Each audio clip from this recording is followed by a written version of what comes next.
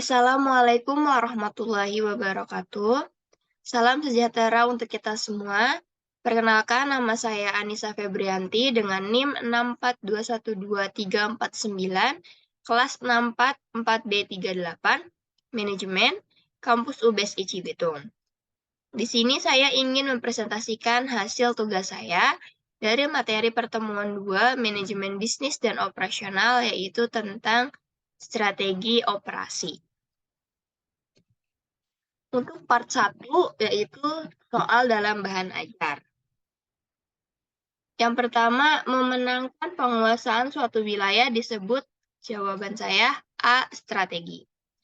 Yang kedua, penekanannya hanya pada pencapaian sasaran tanpa memperhitungkan input disebut, jawaban saya, A. Efektif. Nomor 3, di bawah ini yang merupakan manfaat strategi bagi perusahaan pada lingkungan luar, jawabannya A. Perubahan demografi. Yang keempat, di bawah ini yang bukan merupakan strategi perusahaan dalam menghadapi peluang dan ancaman adalah, jawabannya A. Melakukan diferensi. Nomor 5, tindakan yang dilakukan oleh perusahaan dalam melihat peluang atau ancaman yang bakal timbul disebut, jawabannya A. Quick response. Selanjutnya, part 2, yaitu melakukan analisa dengan cermat.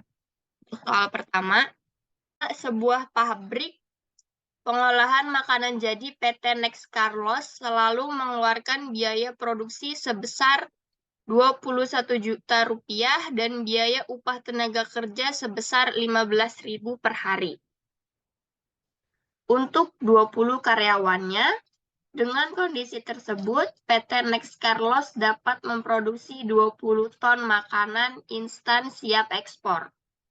Pada periode selanjutnya, PT Next Carlos mendapat suntikan dana dari investor, sehingga merubah sistem produksi dengan membeli mesin baru, sehingga dengan penambahan tersebut, PT Next Carlos mampu memproduksi 50 ton makanan instan siap ekspor.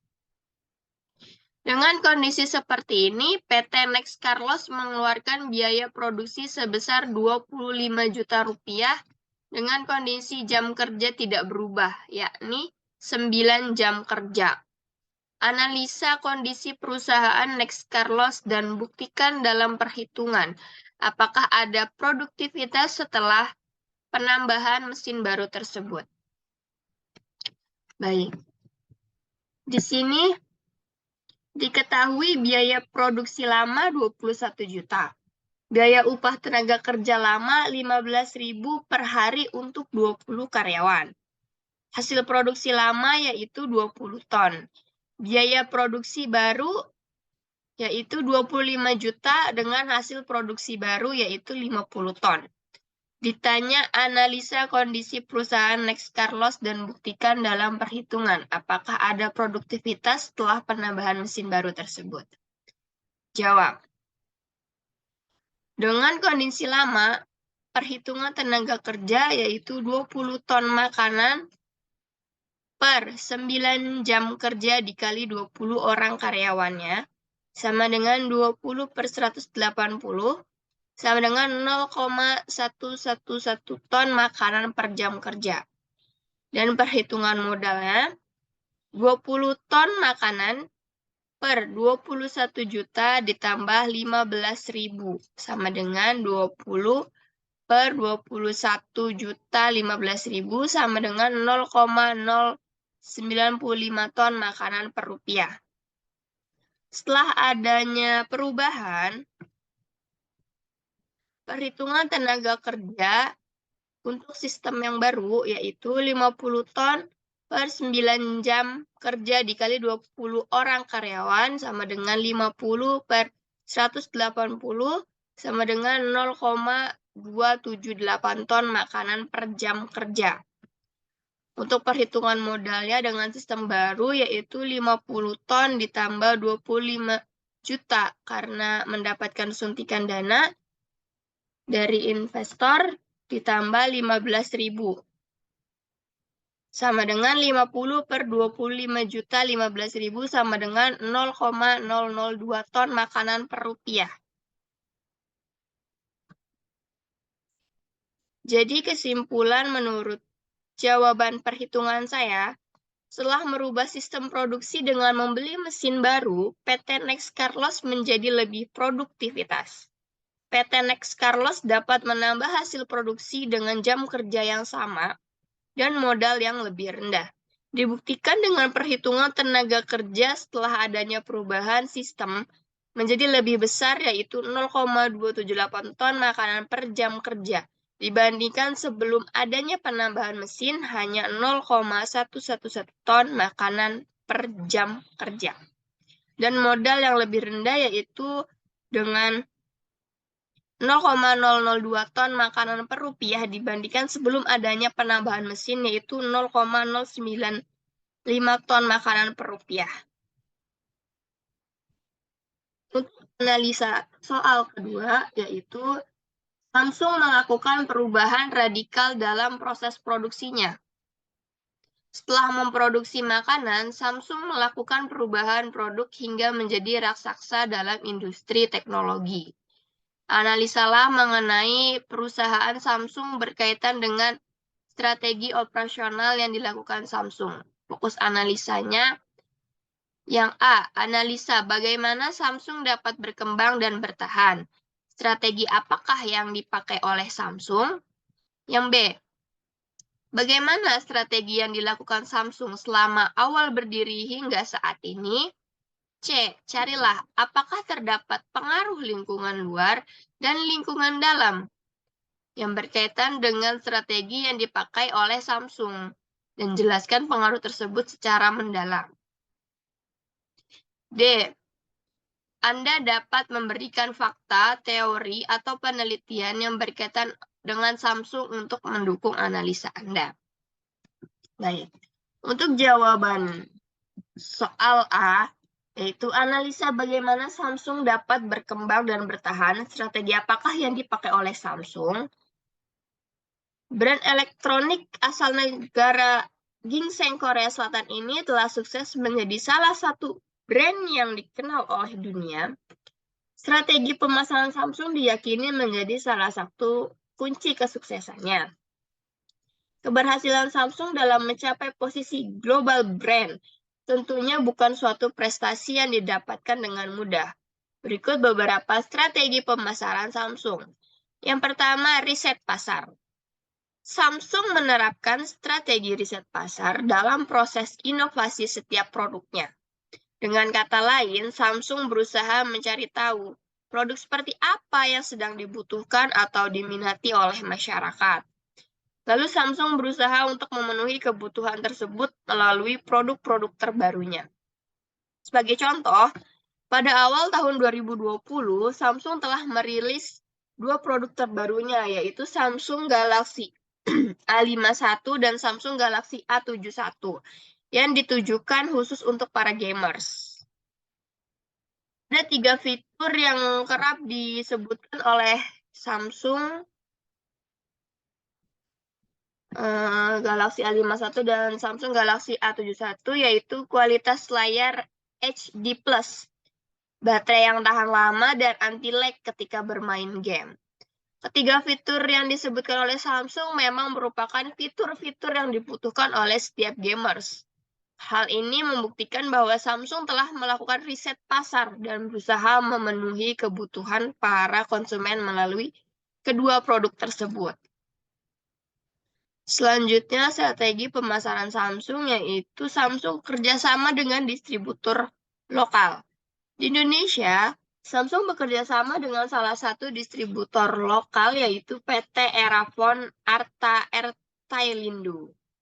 Hal ini tentunya bukan hanya mempermudah Samsung untuk proses pendistribusian produknya ke seluruh wilayah di Indonesia, tapi juga menjadi salah satu strategi pemasaran Samsung di Indonesia. Distributor lokal yang telah bekerja sama dengan Samsung secara tidak langsung juga akan ikut serta mempromosikan produk-produk Samsung.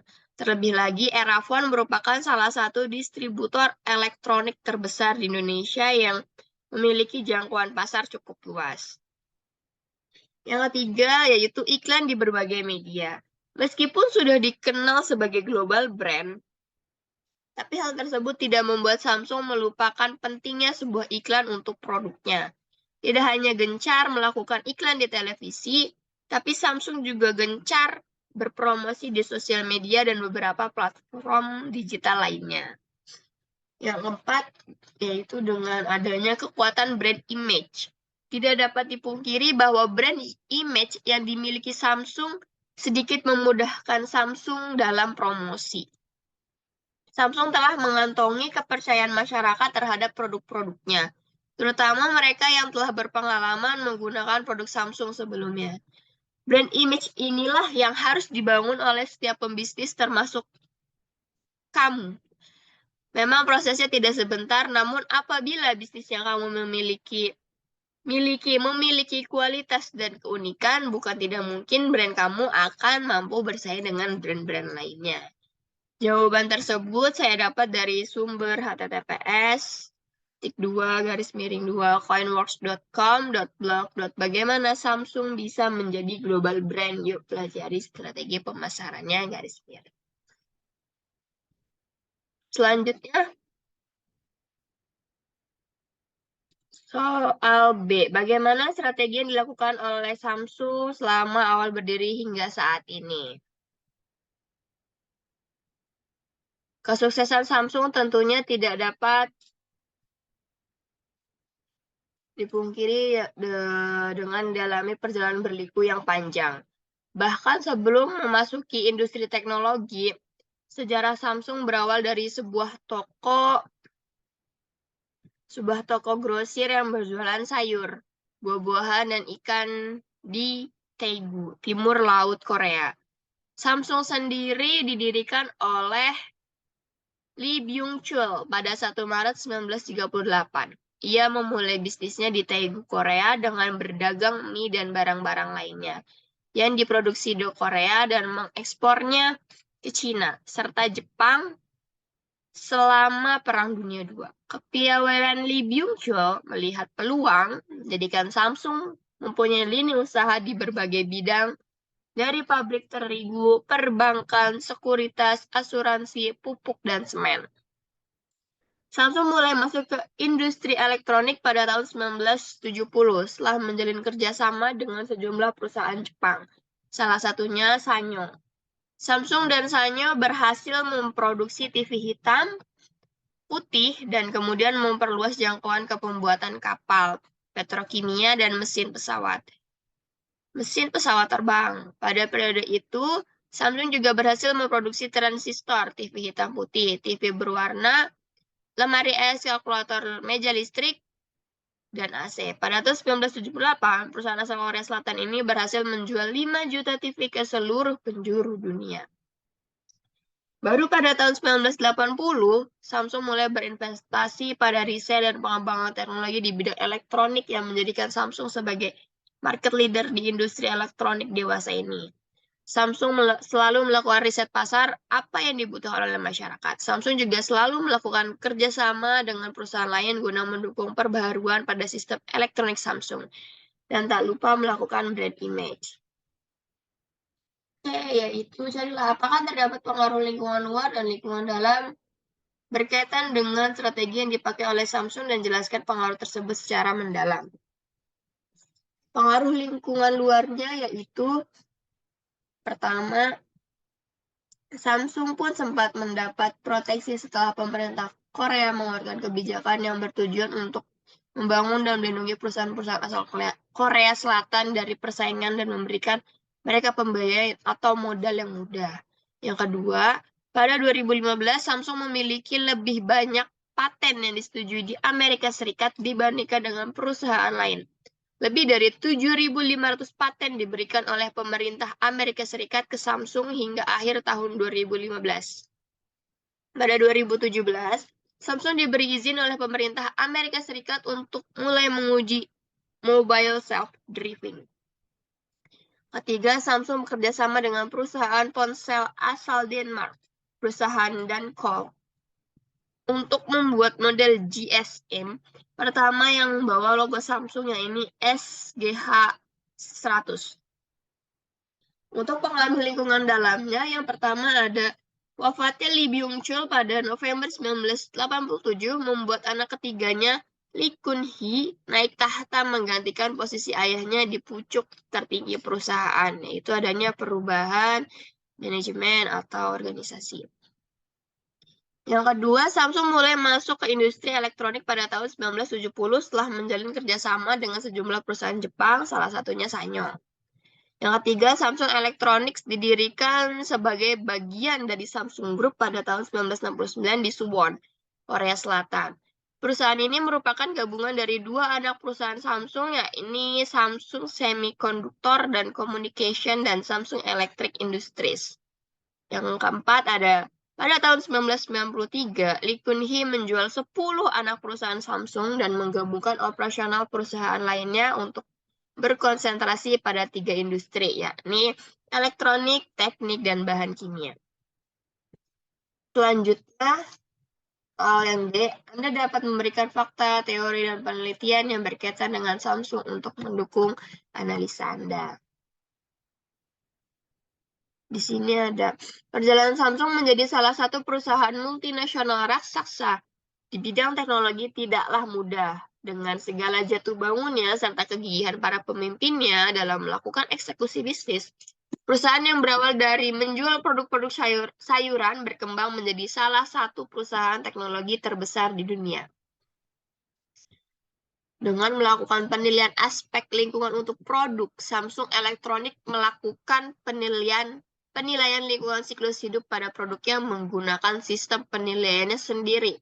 Guna mendapatkan kepercayaan publik pada sistem ini, Samsung telah mengadopsi kriteria sertifikasi standar keberlanjutan Ecolabel Korea United States atau EPA, Energy Star, dan AHAM. Selain itu, untuk menganalisa dampak lingkungan di seluruh siklus hidup, tahap produksi, penggunaan, dan pembuangan produk, Samsung juga telah melakukan penilaian siklus hidup LCA pada produk utamanya Samsung. Mengevaluasi hasilnya di 10 potensi kategori dampak lingkungan. Secara khusus, Samsung menganalisis dampak pada pemanasan global di setiap tahap dan berupaya mengembangkan produk dengan emisi GHG minimal berdasarkan hasilnya. Di sini membuktikan bahwa Samsung selalu melakukan riset pasar dan selalu melakukan pembaruan dengan melihat apa yang dibutuhkan masyarakat dan apa yang berdampak kepada global dan lingkungannya. Dan ini yang membuat pelanggan Samsung selalu memilih Samsung menjadi pilihannya. Untuk ketiga, yaitu presentasi mengenai topik strategi operasi.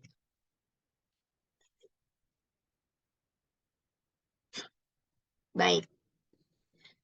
Bagi sebagian besar bisnis, kesuksesan bukanlah kejadian yang kebetulan, melainkan serangkaian keputusan tepat yang diambil pada saat yang tepat. Perencanaan, persiapan, dan pelaksanaan yang cermat menentukan keberhasilan bagi sebagian besar bisnis, dan semua ini dimulai dengan menentukan strategi operasi yang tepat. Namun, apa itu strategi operasi dan bagaimana menerapkan strategi yang tepat pada bisnis? Baik, lanjut aja. Apa itu strategi operasi? Strategi operasi adalah rencana yang dikembangkan oleh tim manajemen suatu organisasi untuk mengalokasikan dana ke bisnis. Rencana ini dibangun setelah keseluruhan strategi bisnis telah dibuat. Dengan demikian, strategi operasi mendukung arah strategis perusahaan.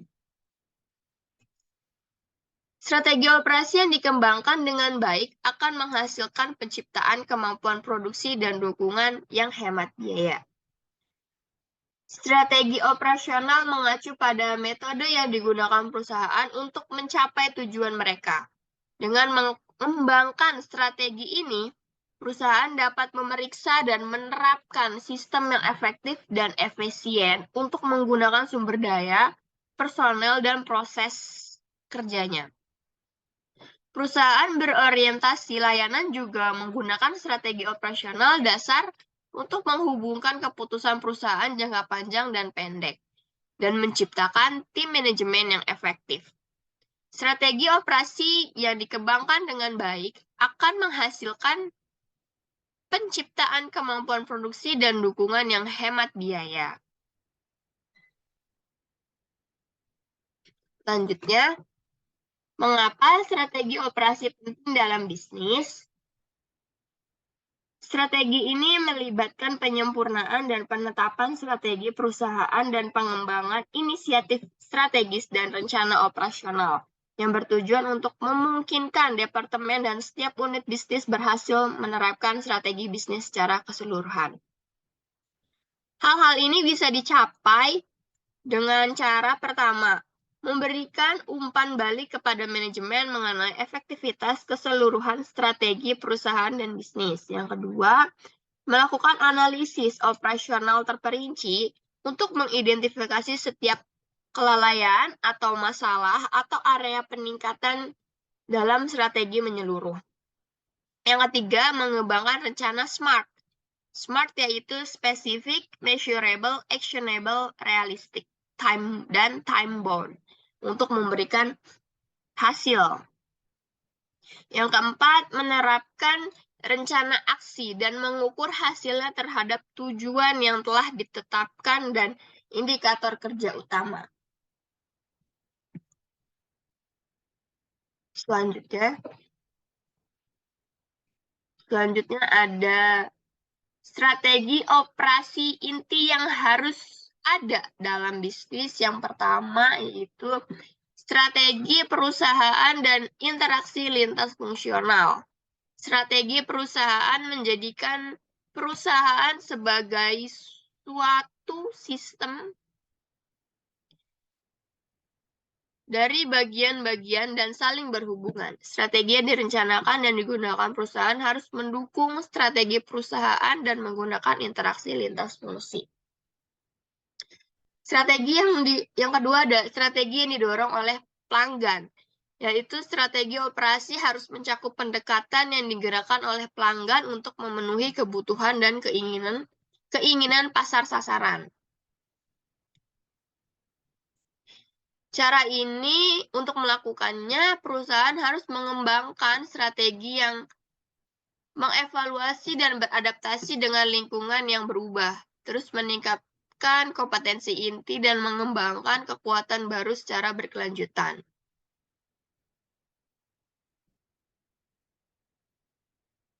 Selanjutnya yaitu mengembangkan kompetensi inti.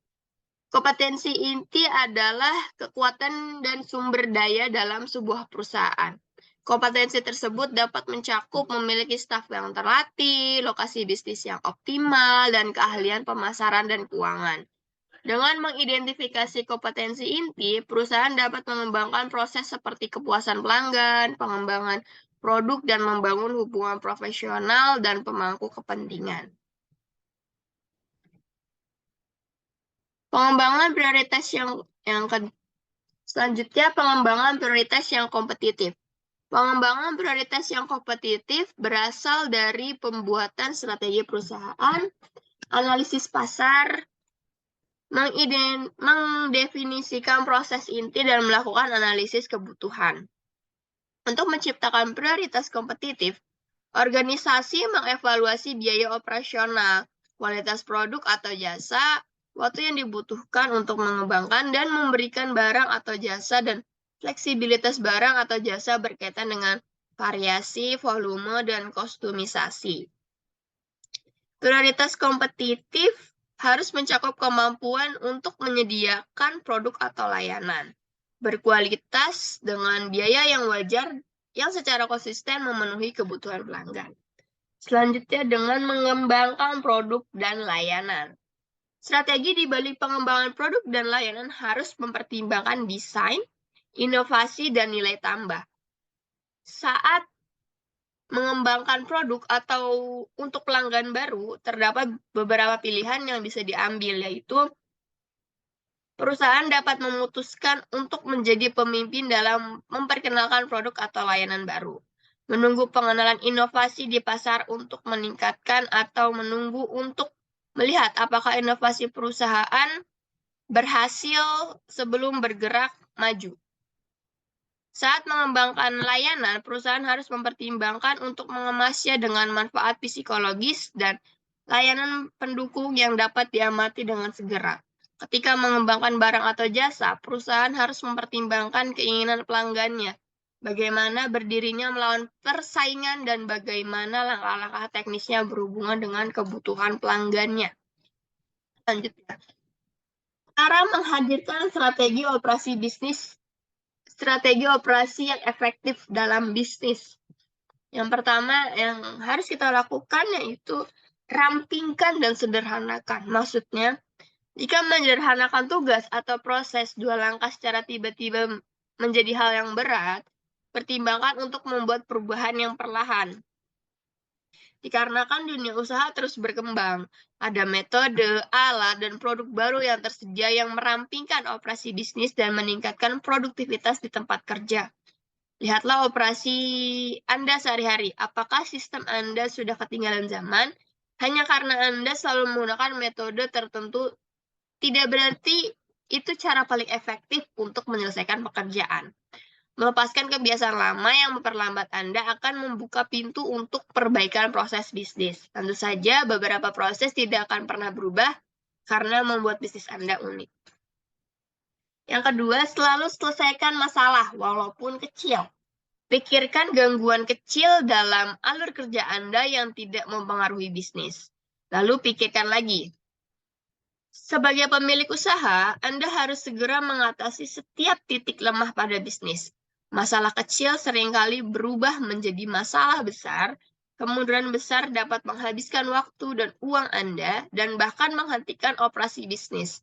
Perhatikan baik-baik area di mana bisnis Anda dapat ditingkatkan. Pikirkan solusi untuk masalahnya, dan terapkan solusi yang menurut Anda paling berhasil. Yang ketiga yaitu ikuti tren. Hal-hal yang terjadi baik di dalam maupun di luar industri Anda memengaruhi operasi.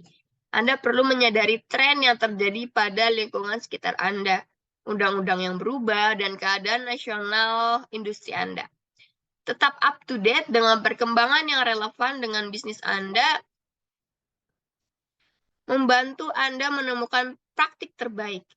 Dengan secara teratur memeriksa kondisi industri Anda dapat menjadi yang terdepan dalam persaingan. Tren dapat menginspirasi inovasi, membantu Anda menemukan cara baru untuk meningkatkan penawaran dan memangkas biaya. Yang keempat, selalu ukur kinerja bisnis Anda, yaitu dengan mengidentifikasi tujuan Anda dengan bertanya pada diri sendiri apa yang ingin Anda capai. Jangan hanya mengatakan tujuan Anda adalah menghasilkan lebih banyak uang, tapi Anda membutuhkan tujuan bisnis yang jelas dan terukur. Jika Anda ingin menghasilkan lebih banyak uang, berapa banyak dan bagaimana Anda akan melakukan ini? Rencanakan langkah-langkah yang dapat ditindaklanjuti untuk mencapai tujuan dan ukur seberapa baik Anda menjalankan rencana tersebut. Gunakan sistem standar untuk menilai kinerja bisnis Anda. Ukur KPI bisnis kecil Anda dengan metode yang sama setiap saat. Cari pola dalam data Anda. Gunakan pola untuk membuat keputusan cerdas untuk operasi bisnis Anda. Yang kelima, selalu perhatikan karyawan, karena karyawan adalah mata dan telinga operasi bisnis Anda.